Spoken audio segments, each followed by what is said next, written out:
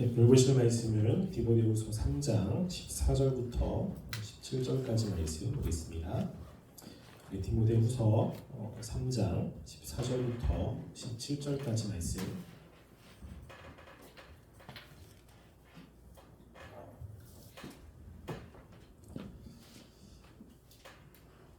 우리 한 절씩 교독하겠습니다.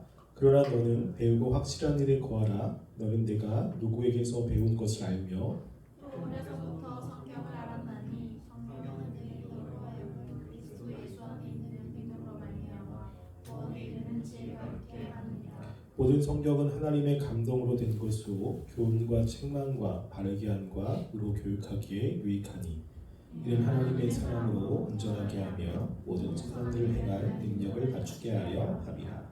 아멘.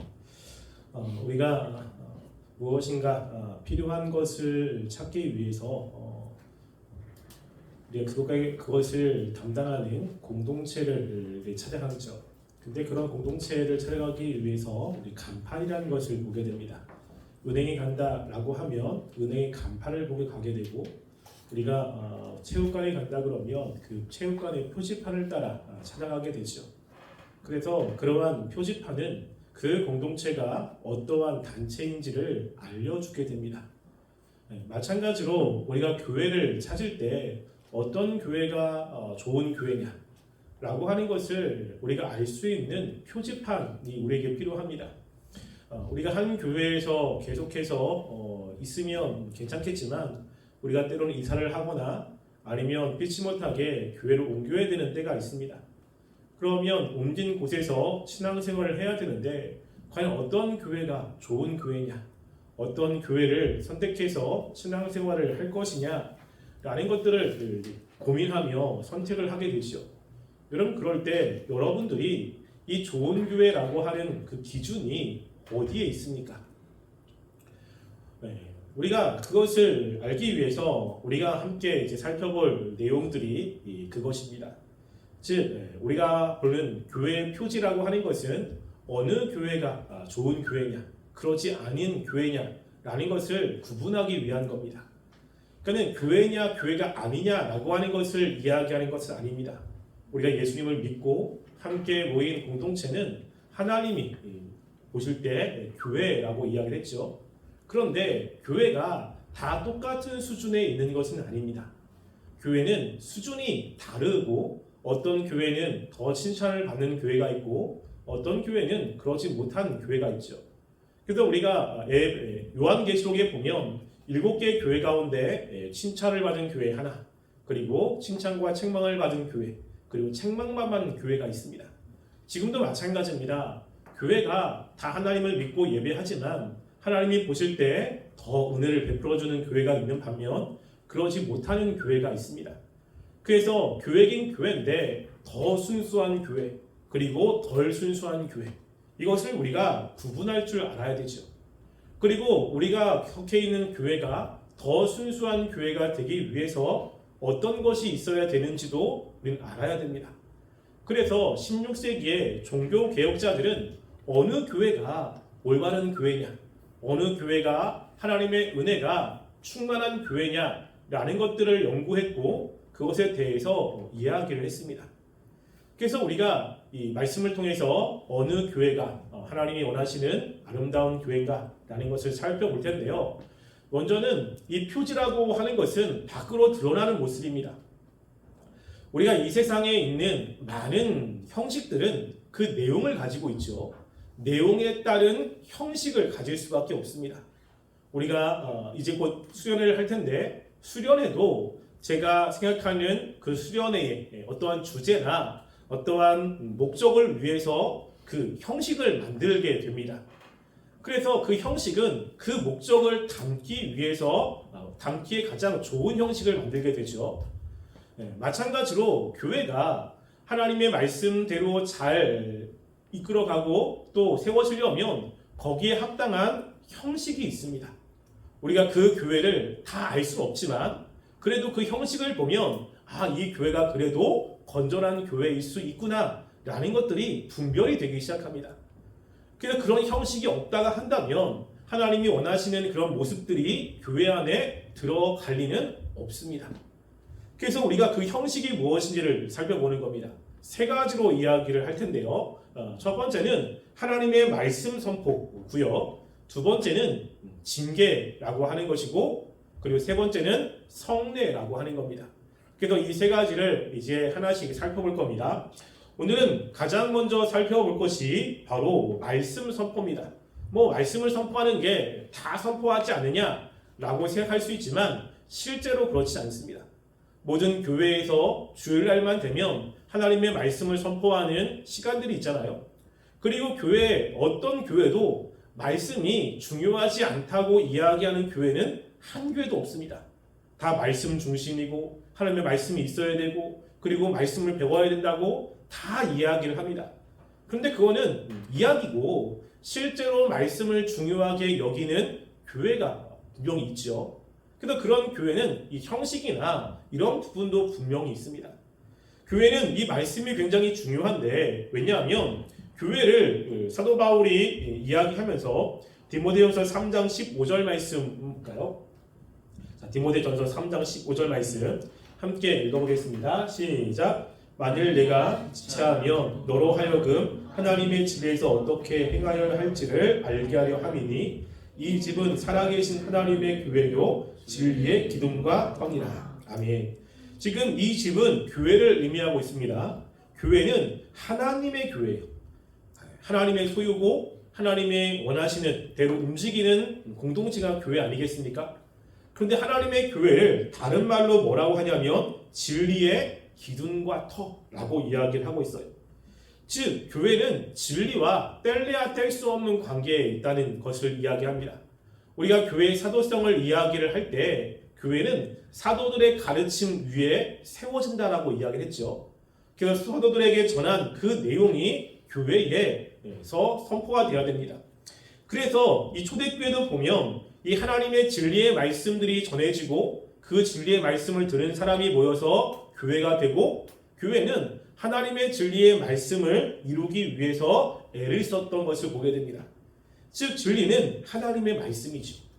그런데 이 진리의 특징이 있습니다.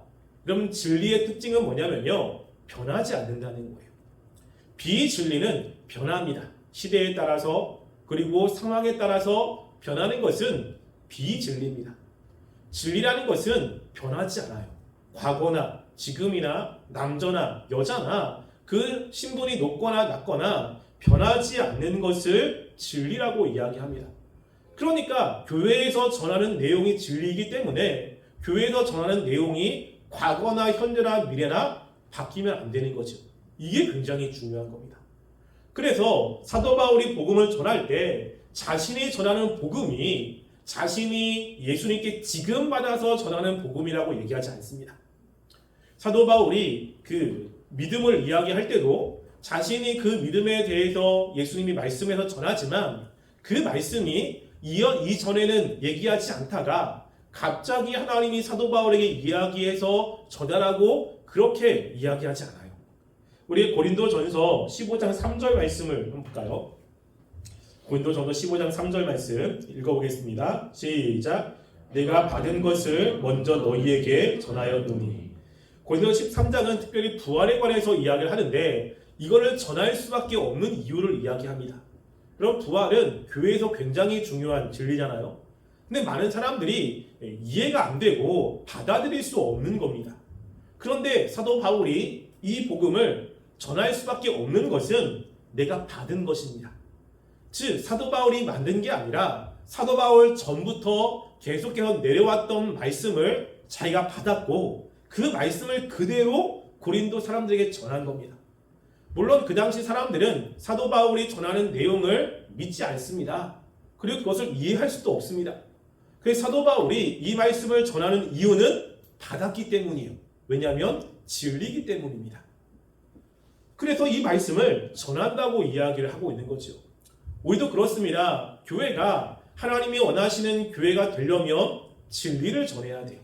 그래서 말씀 안에 있는 것을 더하거나 빼면 안 됩니다. 그래서 예수님께서 이 요한복음 가장 마지막에 말씀을 이런 말씀으로 요한계시록이 끝나거든요. 요한계시록 22장 18절부터 19절 말씀 한번 볼게요. 자, 요한계시록 22장 18절 19절 읽어보겠습니다. 시작. 내가 이 책의 예언의 말씀을 듣는 그들에게 증언하노니 만일 누구든지 이것들 외에 더하면 하나님이 이 책에 기록된 재앙들을 그에게 더하실 터이요 만일 누구든지 이 책의 예언의 말씀에서 제하여 버리면 하나님이 이 책에 기록된 생명나무와 및 거룩한 성의 참여함을 제하여 버리시리라. 그래서 마지막에 예수님이 사도 요한에게 말씀하시면서 강조한 내용이 예언의 말씀. 예언이라는 것은 하나님의 말씀을 이야기하잖아요. 하나님이 전한 그런 내용들을 더하거나 빼면 안 된다는 겁니다. 만약에 더하면 재앙들이 더합니다. 하나님의 저주가 임한다는 거고요. 만약에 빼면 그 사람의 이름이 생명책에서 제해져요. 그러니까 하나님의 나라에 못 들어간다는 이야기죠. 그런 것은 이 말씀을 그대로 보존하라고 말씀을 하고 있는 거예요. 교회는 이 예언의 말씀을 듣고 그리고 그 말씀을 붙잡고 살아가는 공동체이기 때문에 이 하나님의 말씀을 더해도 안 되고 빼면 안 된다는 겁니다. 그래서 교회에서 가장 중요한 것이 하나님의 말씀인 거죠. 그러면 우리가 다 하나님의 말씀을 이야기를 하는데 참된 하나님의 말씀을 전파하는 것을 무엇으로 구분할 수 있느냐라고 하는 겁니다. 우리가 교회에서 늘 말씀을 전하잖아요. 하나님의 말씀을 전하게 되잖아요. 그런데 그 말씀이 정말 하나님이 원하시는 말씀이냐 아니면 그 말씀을 시대에 맞게 왜곡해서 바꾸거나 더하거나 하는 말씀이냐라고 하는 것입니다. 이 내용은 굉장히 많지만 그 중에 두 가지 영역으로만 좀 생각을 해볼게요. 그리고 나중에 기회가 되면 좀 더 자세하게 말씀을 하겠습니다. 자, 그래서 우리가 하나님의 말씀을 우리가 오늘 읽었던 디모데후서 3장 15절과 16절에서 그 말씀의 특징이 무엇인지를 말씀합니다. 자, 디모데후서 3장 15절 16절 한번 읽어볼게요. 읽겠습니다. 시작. 또 내가 어려서부터 성경을 알았나니 성경은 능히 너로 하여금 그리스도 예수 안에 있는 믿음으로 말미암아 구원에 이르는 지혜가 있게 하느니라. 모든 성경은 하나님의 감동으로 된 것으로 교훈과 책망과 바르게 함과 의에 교육하기에 유익하니. 아멘. 지금 사도 바울이 자기가 사랑하는 디모데에게 이야기하는 거예요. 디모데, 너는 어려서부터 성경을 배웠다. 그 성경은 능히 너로 하여금 예수님 안에 있는 구원에 이르는 지혜를 얻게 한다 라고 이야기를 하죠. 즉 성경에 굉장히 중요한 진리가 무엇입니까? 구원이라고 하는 거예요. 구원에 이르는 지혜가 있습니다. 그래서 우리가 구원을 받기 위해서 이 구원이 어떤 것인지를 알아야 되는 거죠. 여러분, 우리가 구원이라고 할 때 쉽게 그냥 생각할 때는 천국 가는 거라고 생각을 하잖아요. 굉장히 협소하게 알고 있는 겁니다. 구원은 천국 가는 것만 이야기하지 않아요. 또 우리가 구원을 받기 위해서 예수님을 믿어야 되는데 예수님을 믿기 위해서 예수님이 어떤 분인지, 구원의 방법은 어떤 것인지, 예수님이 구원하실 때 우리에게 어떻게 역사하시는지, 이 모든 것들이 성경에 나와 있습니다. 그러니까 구원에 이르는 지혜라고 하는 것은 바로 이 모든 것들과 관련이 되어 있는 거예요. 하나님이 그러면 구원하기 위해 능력이 있느냐? 하나님이 우리를 구원하기 위해서 어떤 행동을 하시느냐? 그리고 구원했을 때 우리에게 어떠한 반응이 나타나느냐? 과연 예수님께서는 구원할 수 있는 그러한 힘이 있느냐? 이런 것들이 다 성경 안에 들어있는 겁니다. 그러니까 이런 것들을 이야기를 해야 되는 거죠. 근데 그 중에 특별히 우리가 이제 구원과 관련되어서 할 때 뭐가 있냐면요. 구원은 여러 가지가 있지만 두 가지로 좀 나누어서 설명을 할 수 있습니다. 첫 번째는요. 거듭남이라고 하는 거고요. 두 번째는 성화라고 하는 거예요. 이 두 가지 관점만 먼저 설명을 해드릴게요. 그래서 우리가 성경을 통해서 배워야 될 것은 우리의 구원인데 첫 번째 구원은 거듭남과 관련이 있죠. 즉 우리가 예수님을 믿게 되는 것과 관련이 있습니다. 그래서 복음을 전해야 되고 그 복음 전하는 사람이 예수님을 믿어야 되는 거잖아요. 그래서 복음에 관한 신약에 보면 복음은 예수님이죠. 복음서가 있습니다. 그 다음에 뭐가 있냐면 사도행전이 있잖아요. 그 복음이 확장되는 거예요. 그 복음이 전해질 때 어떻게 성령님이 역사하는지, 사람들이 복음을 듣고 교회 안에 어떻게 들어오는지, 그들의 삶 가운데 역사하시는 것을 이야기를 합니다. 여러분, 그리고 그 다음 로마서부터는 뭘 이야기를 하죠? 로마서부터 요한계시록은 뭘 이야기합니까? 성화를 이야기하고 있어요. 성화. 단지 우리가 예수 믿고 구원받는 것만이 아니라 성화라고 하는 것은 우리가 하나님의 백성으로 점점점 성숙이 되는 거예요. 거듭남이라는 것은 우리가 하나님의 백성으로 태어난 것과 관련이 있다면, 성화는 점점 하나님의 백성답게 살아가는 것과 관련이 있습니다. 하나님이 우리에게 원하시는 것은 하나님의 백성이 된 것만 원하시는 게 아니라 하나님의 백성다운 삶을 원하시잖아요. 그래서 우리가 이것을 알 수 있는 구약의 사건이 출애굽 사건입니다. 하나님이 이스라엘 백성들을 출애굽시켰어요. 10가지 재앙으로 하나님의 능력들을 보여주었습니다. 그리고 이스라엘 백성들을 신의 산으로 불렀죠. 그리고 그들과 언약을 맺습니다. 하나님 뭐라고 하냐면, 내가 그동안 너에게 했던 것들을 보았지 않느냐? 내가 너희들을 독수리가 그의 새끼를 없는 것처럼 너를 품어서 지금까지 왔다. 그러니까 너희들이 나를 믿겠느냐라고 질문을 하는 거예요. 이스라엘 백성들이 이제 우리가 하나님만 믿겠습니다 라고 다짐을 하잖아요. 우리가 그것을 회심이라고, 그리고 우리가 하나님을 믿는 고백이라고 이야기하거든요. 그래서 그것을 이제 성화라고, 칭이라고 이제 생각을 한다면, 그 이후에 이제 이스라엘 백성들은 하나님이 원하시는 삶을 살아야 되는 거예요. 이스라엘 백성들이 가면서 삶이 힘듭니다. 그때 이스라엘 백성들은 하나님을 믿는다고 했기 때문에 하나님을 의지하면서 살아야 되는데, 불만과 불평의 삶을 살잖아요. 그때 하나님이 어떻게 하시죠? 죽이시는 거예요, 이제는. 그렇게 이스라엘 백성들이 시내의 산에 오기 전에 물이 없어서 불평하고 고기가 없어서 불평할 때는 하나님이 아무것도 안 했습니다. 그들에게 먹을 걸 줬고, 그리고 그들 필요한 것들을 주었는데, 이제 이스라엘 백성들이 하나님만 믿겠다고 한 다음부터는 그게 잘못하면 하나님의 채찍이 있어요. 채찍이. 하나님이 이스라엘 백성에 대한 실망감도 표현하기도 하고, 왜냐하면 그때그때마다 조금 성숙해서 이제는 어린아이 신앙이 아니라 성숙한 신앙이 되었으면 좋겠는데, 아직 어린아이 신앙인 거예요. 원망과 불평, 자꾸만 이런 거죠. 그래서 하나님이 이스라엘 백성들을 때로는 채찍질로, 때로 어려운 상황 속에서 그들이 어떻게 하고 있는지를 보시면서 그들을 성숙시키는 것입니다. 그래서 이 성숙을 하기 위해서는요, 굉장히 많은 지식이 필요해요. 이게. 그래서 예수님을 믿는 것은 굉장히 단편적인 지식만 있으면 됩니다. 하나님이 우리를 창조하셨습니다. 나는 죄인입니다. 예수님이 우리를 위해서 오셨습니다.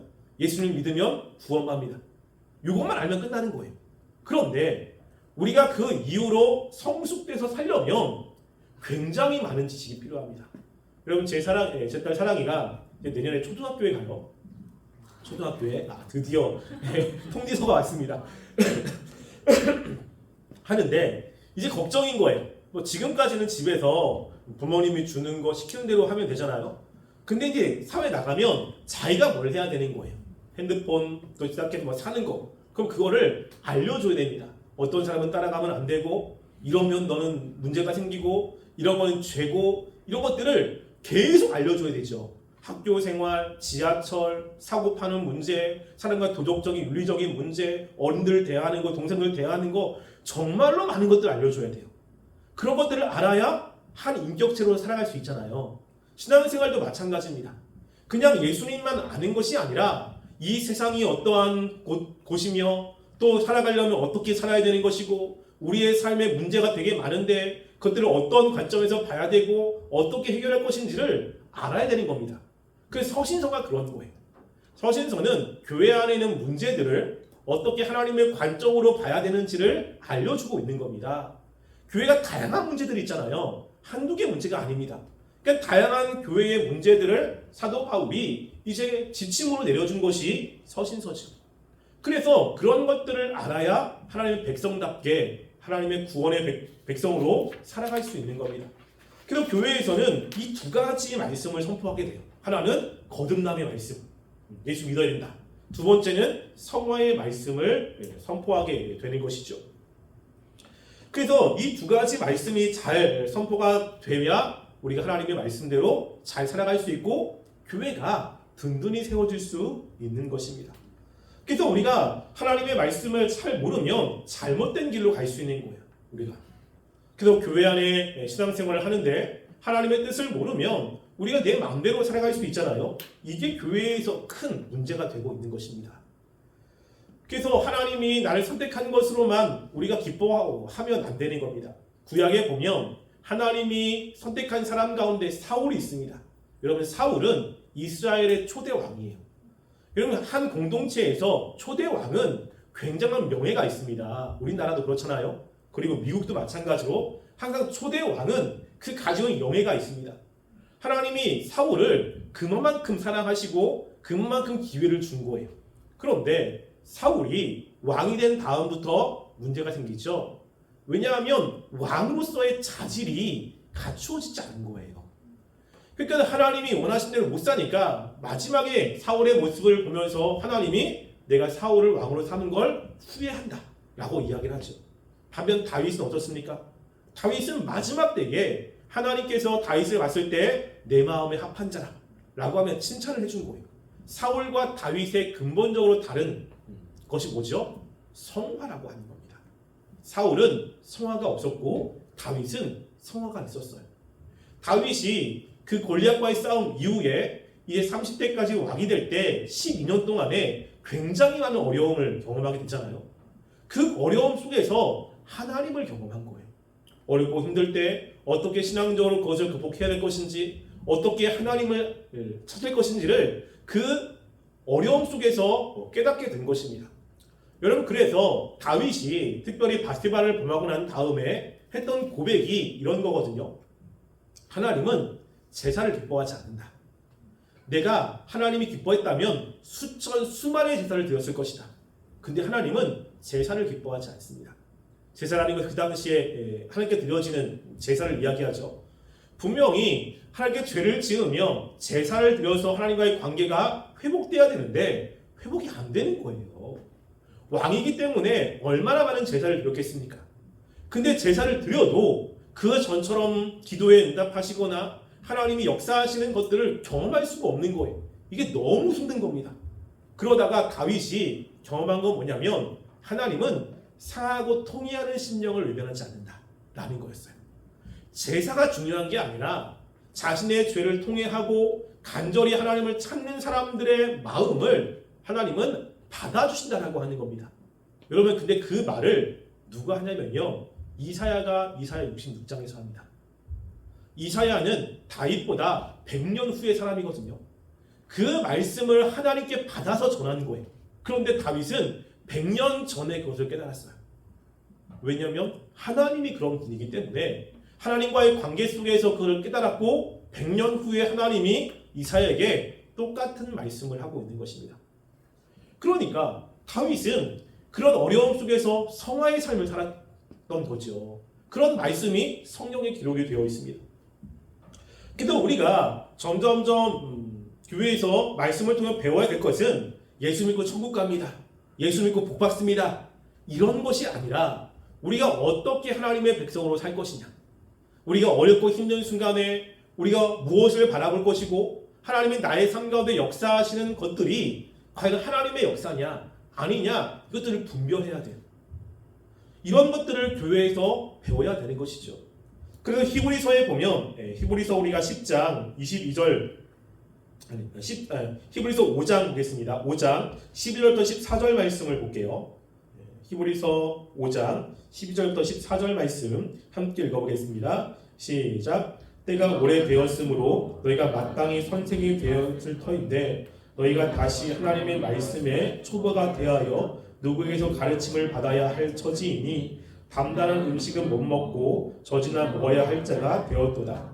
이는 적을 먹는 자마다 어린아이니 의의 말씀을 경험하지 못한 자요 단단한 음식은 장성한 자의 것이니 그들은 지각을 사용함으로 연단을 받아 선악을 분별하는 자들이니라. 지금 히브리 기자가 이야기하기를 너희가 신앙생활 오래됐는데 선생이 되지 못했다. 선생이. 그래서 말씀의 초보나 알지 말씀이 조금만 어려우면 이해 자체를 못하는 거예요. 이해 자체를. 그걸 뭐라고 이야기하면 단단한 음식은 못 먹습니다. 여러분 단단한 음식은 아이들은 못 먹잖아요. 성인이 돼야 소화를 할 수 있죠. 즉 뭐냐면 말씀에 복 받습니다. 잘 됩니다. 축복됩니다. 이런 것들은 굉장히 받아들이기가 쉽습니다. 그런데 어려움 속에서 하나님의 뜻이 있기 때문에 견디십시오. 어려움에도 하나님의 계획이 있습니다. 우리가 힘들고 어려운 순간에도 하나님을 붙잡고 나아가야 우리가 됩니다. 때로는 우리가 원하지 않는 것을 줄지라도 하나님께서는 우리에게 선한 것을 주십니다. 여러분 이거는 소화하기가 쉽지 않아요. 고난이 나에게 유익이다. 야 이거 소화하기가 쉽지 않습니다. 그러니까 뭐라고 하죠? 단단한 음식인 거예요. 이게 그런 말씀을 성숙한 사람은 의미를 알아서 힘들어도 그것들을 붙잡고 소화해내는데 초보자는 그런 말씀을 하면 시험 들죠. 상처를 받고 난 그게 아닌데 떠나는 일들이 벌어진다는 겁니다. 그래서 히브리 기자가 이야기하는 너희가 선생 되어야 되는데 아직도 초보가 됐다라고 이야기하는 거죠. 그러니까 교회에서 우리가 가르쳐야 될 내용 가운데 성화의 내용들이 있습니다. 그 사람의 맞는 수준에 맞게 그것들을 이해하고 설득시켜서 그것들을 소화할 수 있도록 교회가 해주어야 되는 것이 교회의 역할이죠. 그래서 교회에서 하나님의 말씀을 전한다라고 했을 때 거듭남의 말씀과 성화의 말씀이 적절하게 있어야 돼요. 적절하게. 그래야 성도들이 그 말씀을 통해서 하나님의 백성으로 든든히 세워지고 세상에 나가서도 세상의 강력한 힘과 맞서 싸울 수 있게 되는 거죠. 여러분들도 직장 생활을 하시기 때문에 여러분 세상이 만만치 않잖아요. 그렇죠? 세상은 결코 만만치 않습니다. 그래서 그곳에서 하나님의 백성으로 살아가는 것은 너무너무나 힘들거든요. 근데 그럴 때 교회가 그런 어려움과 힘든 속에서 위로만 하는 것이 아니라 훈련을 시키고 무장시켜서 세상을 이기게 만들어야 되는 거죠. 그러면 성화의 말씀들이 필요합니다. 단단한 말씀. 때는 좀 어렵지만 그 말씀들을 잘 소화할 수 있도록 풀어서 전하는 것이 있어야 되는 겁니다. 그래서 교회가 참된 교회다라고 했을 때는 이 말씀이 선포가 그렇습니다. 그 말씀을 전하는 것뿐만 아니라 양육 프로그램들이 많고요. 말씀을 배울 수 있는 것들이 굉장히 많습니다. 그래서 교회 안에 이 다양한 신앙의 수준들이 있잖아요. 그래서 초신자가 있고 그리고 중직자들이 있고 그리고 굉장히 신앙이 높은 사람들도 있고 이렇잖아요. 각자가 원하는 말씀들이 달라요. 그런 말씀 이런 거 있습니다. 저를 지도했던 목사님이 저에게 이런 이야기를 한 적이 있어요. 전도사 때 전도사 성도들은 목사 수준을 넘어갈 수가 없어. 그러니까 가르치는 사람 수준을 넘어갈 수가 없는 거예요. 그러니까 그만큼이 최대인 겁니다. 근데 문제는 뭐냐면 성도들이 목사보다 지적 수준이 높아요. 신앙의 경험이 훨씬 더 풍요해요. 여러분 그러면 목사가 설교를 하는 것이 마음에 차지 않습니다. 이런 거랑 똑같은 거예요. 앞에서 초등학교 선생님이 초등학교 아이를 가르치는데 앉아있는 사람이 대학원 수준이야. 그러면 그 이야기가 너무 쉽고 이게 마음에 안 차잖아요. 그러면 은혜가 안 되죠. 반면에 앉아있는 사람은 초등학생인데 대학원 교수가 와서 알려줘요. 용어부터 어렵거든요. 용어부터. 그러면 아무리 이야기해도 이해가 안 되는 겁니다.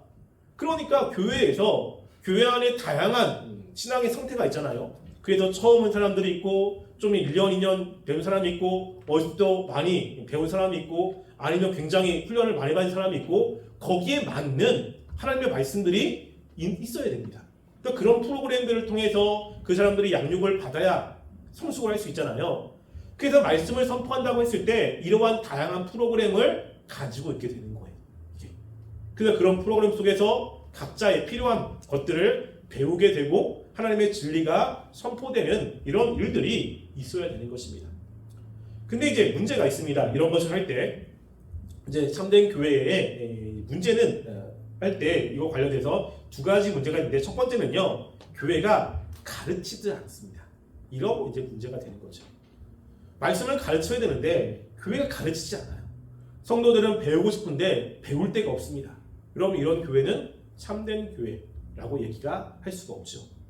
내가 궁금한데 그냥 믿으라고 하는 거예요. 제가 어렸을 때 그랬거든요.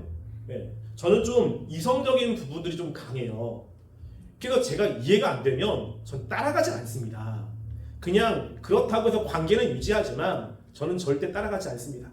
제가 대학교 때 제 선배가 저를 이렇게 보면서 저한테 이야기하는 거예요. 형제는 굉장히 자기 생각이 강해.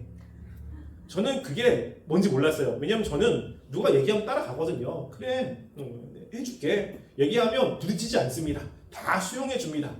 그래서 그렇기 때문에 무슨 내가 생각이 강해 라는 생각을 했거든요. 의문이 생겼어요.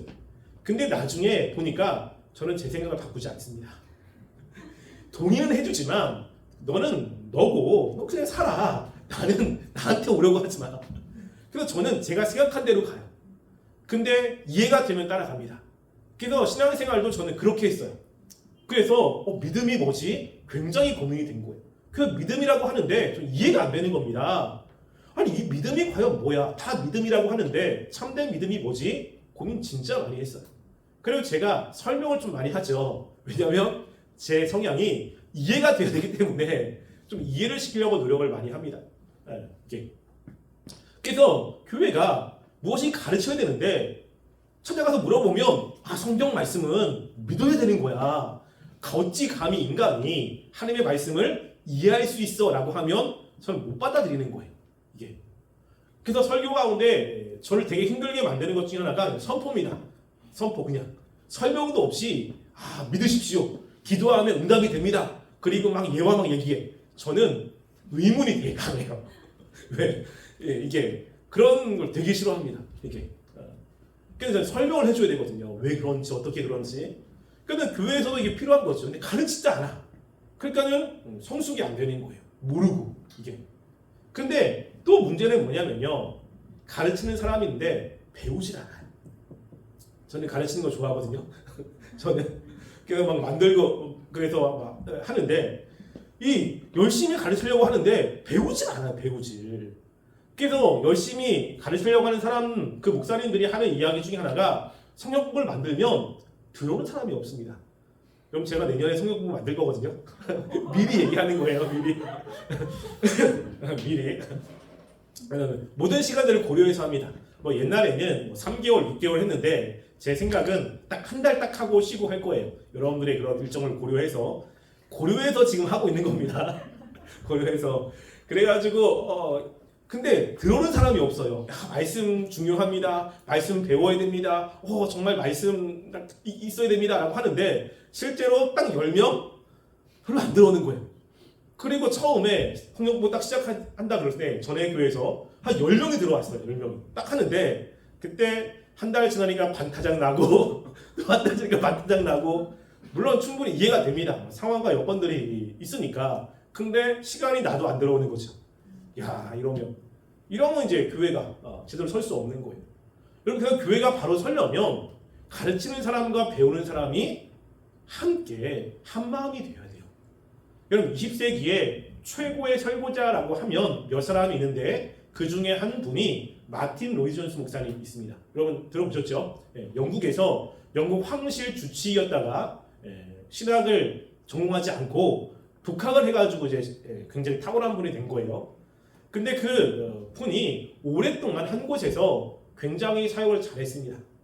어떤 기자가 인터뷰를 하는 거예요. 목사님이 그렇게 훌륭하게 정말로 잘 하셨는데 비결이 뭡니까? 라고 이렇게 질문을 했습니다. 그러면 우리 생각으로는 제가 말씀을 진짜 열심히 공부했고 이제 그랬다고 할 수 있잖아요. 왜냐면 그분은 독서광이에요.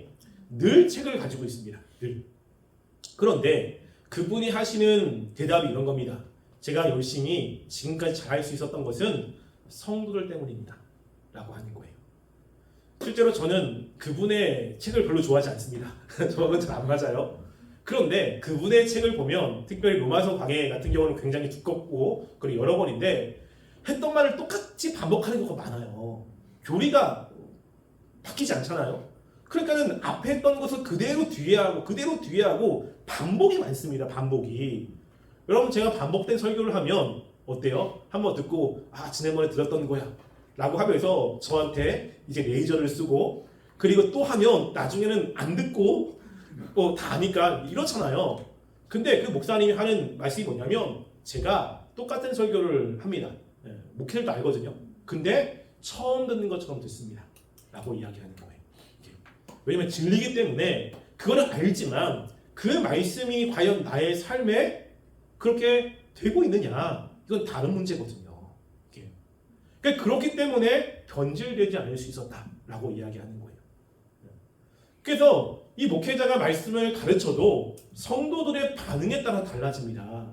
지금 열심히 잘 듣고 계시는데 그러면 열심히 가르치잖아요. 그런데 안 들어. 그러면 앞에서 불안해요. 되게 힘들다고요.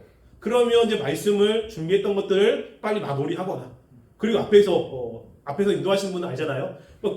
정신 사나우면 근데 무슨 말인지를 몰라. 이게 그래가지고 이게 죽쓰기도 하고 그냥 같이 가는 거예요. 같이. 그래서 그 교회가 말씀을 가르치고 배우는 사람이 많다면 교회 안에 양육 프로그램이나 이런 것들이 잘 서게 될 수 있는 거죠. 그래서 참된 교회, 바른 교회의 표지 가운데 하나가 말씀 선포가 있습니다. 그 교회에 말씀을 가르치는 성경 공부나 이런 것들이 잘 되어 있느냐? 그 되어 있다면 또 수준별로 잘 되느냐? 그래서 책별, 교리부터 시작해서 사도신경이나 정말로 중요한 것들 이런 것들에 대해서 잘 가르치고 있느냐라고 하면 그 교회가 건전한 교회일 가능성이 높죠. 없다 그러면 말씀이 부재한 가능성이 높습니다.